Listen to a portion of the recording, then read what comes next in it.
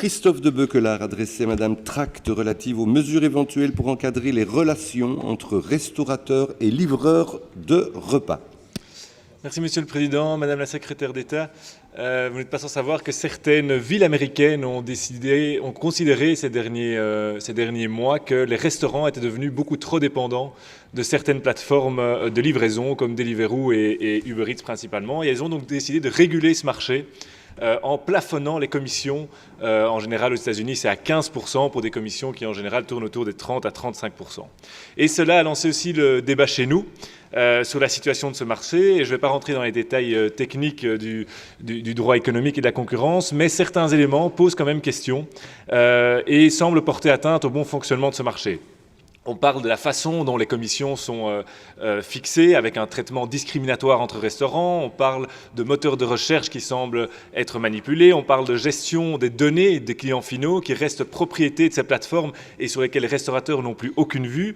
On parle d'un système de promotion qui semble être imposé aux restaurateurs en dehors des dispositions contractuelles.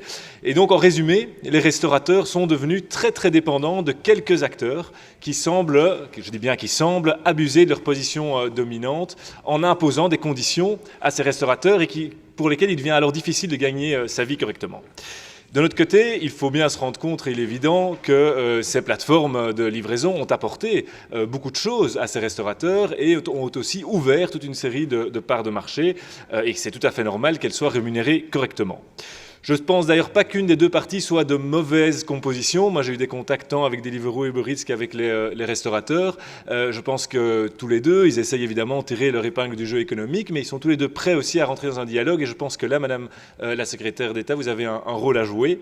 Avez-vous étudié cette problématique? Quelles conclusions alors en tirez-vous? Pourquoi à Bruxelles n'a-t-on pas évolué comme dans certaines villes à l'étranger pour plafonner pendant la crise du corona les commissions? Quels sont vos contacts avec les secteurs des restaurateurs et avec les plateformes de livraison sur ce sujet? Quelles actions peut-on attendre que vous entrepreniez dans les jours qui viennent? Je pense qu'elles doivent aller essentiellement vers, je vous dis, la mise autour de la table des acteurs et éventuellement saisir l'autorité de la concurrence si nécessaire. Je vous remercie. Merci Monsieur de Beuquelard. J'invite Madame la Ministre, Madame Tract, à la tribune pour sa réponse. Je vous remercie Monsieur le Président et je vous remercie Monsieur de Beuquelard pour cette question et pour le fait d'amener dans cet hémicycle cette question qui touche effectivement de près un secteur qui est en extrême difficulté, comme on le sait, à la suite de la crise qu'on vient de connaître. Comme vous le savez, le droit de la concurrence ou des questions d'abus de dépendance économique ou de plafonnement de certaines prestations ne relèvent pas des compétences régionales, mais bien des compétences fédérales. Et mon collègue, le ministre Ducarme, a décidé de saisir l'inspection économique pour un examen d'un éventuel abus de dépendance économique à la suite de la situation que vous dénoncez aujourd'hui. Une situation qui sera analysée au regard du droit européen, puisque les villes que vous citez ne sont pas soumises aux mêmes règles de concurrence que les nôtres. Et donc on attendra bien sûr les résultats de cette investigation.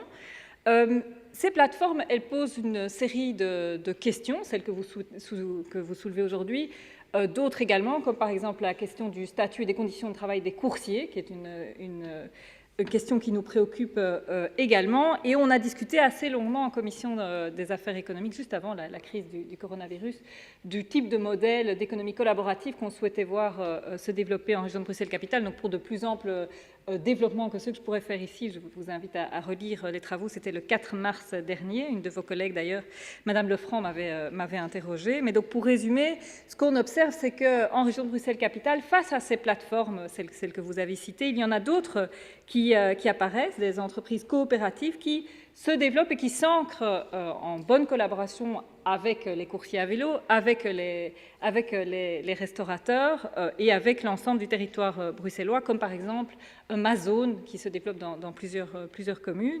Et bien sûr que déjà avant la crise du corona et dans le cadre des mesures de relance, on étudie comment on va pouvoir soutenir ou encourager ce type d'initiative, ce type d'e-commerce, d'e-commerce bruxellois qui est vraiment ancré dans la demande de l'ORECA notamment, qui est durable, qui sera plus résilient, qui ne dépendra que d'eux-mêmes attendent que de nous, et respectueux à la fois des usagers et des travailleurs qui travaillent pour ces plateformes. Et nous le ferons bien sûr en concertation avec les acteurs du secteur. Merci, Voilà madame. ce que vous pouvez vous apporter aujourd'hui. Merci, madame Tract. Monsieur de Bequelard pour une courte réplique.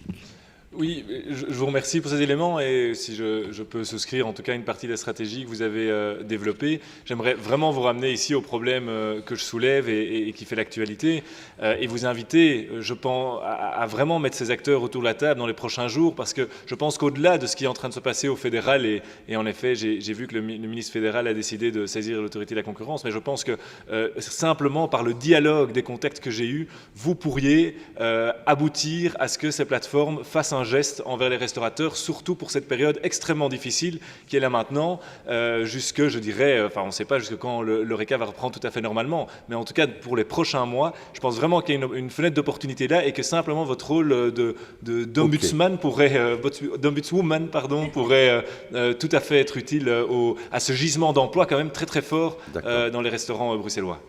Merci, monsieur de Bequelard. L'incident est clos. Nous passons à présent à la question de madame Os.